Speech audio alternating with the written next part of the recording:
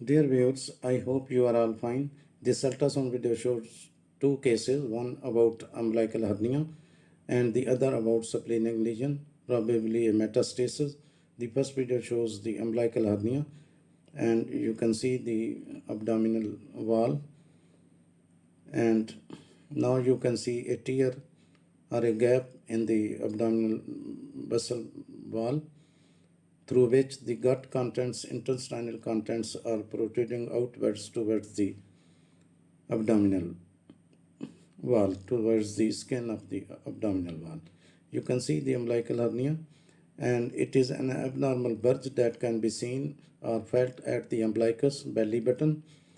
The hernia develops when a portion of lining of the abdomen, part of the intestine and or fluid from the abdomen comes through the muscle of the abdominal wall. You can see the muscle wall is having a gap. There is a tear in the muscular wall through which the intestinal contents are protruding outwards, forming a hernia, a bulge.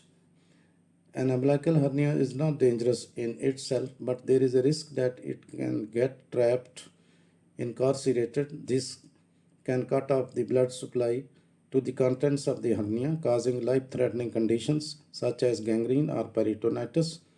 If this happens, the hernia is said to be strangulated.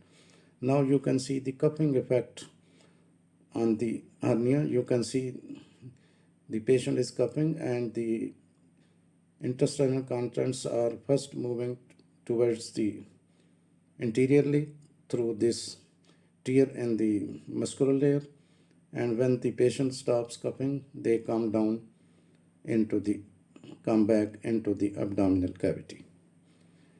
An incarcerated hernia occurs when hernia tissue becomes trapped and cannot easily be moved back into its place.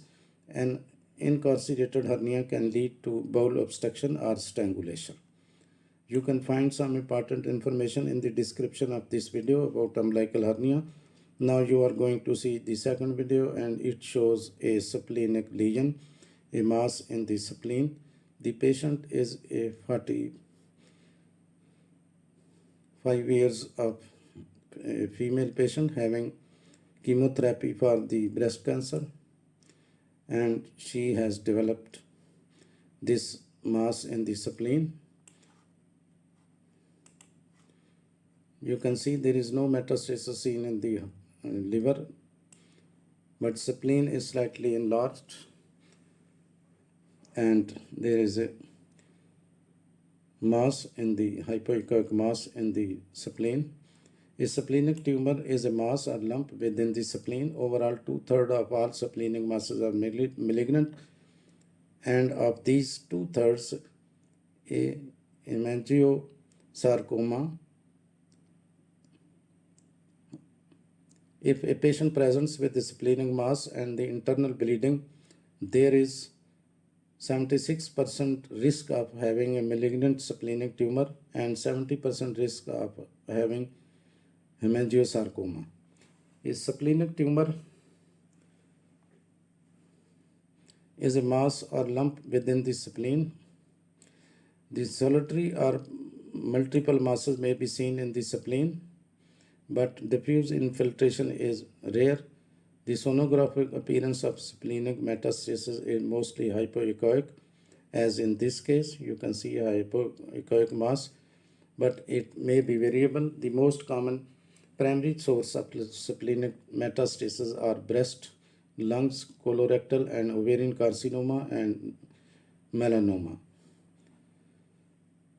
You can see the round to oval in shape, semi-solid to solid in consistency, a hypoechoic mass in the spleen. This is a metastasis. As I have told you, the patient has a history of breast cancer and she is on the chemotherapy.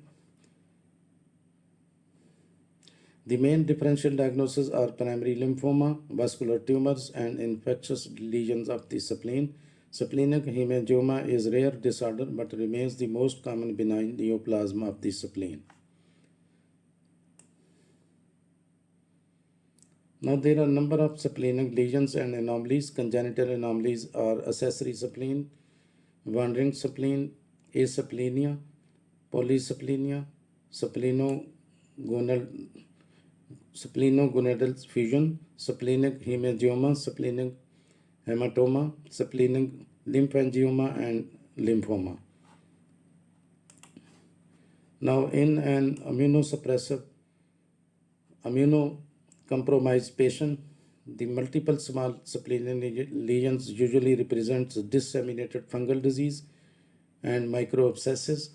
The spleen is a relatively rare site for the metastatic disease. Patients with metastatic lesions in the spleen usually have disease in other sites as well, but not in this case. The metastases are not seen in the liver, but they are seen in the spleen. A single metastasis.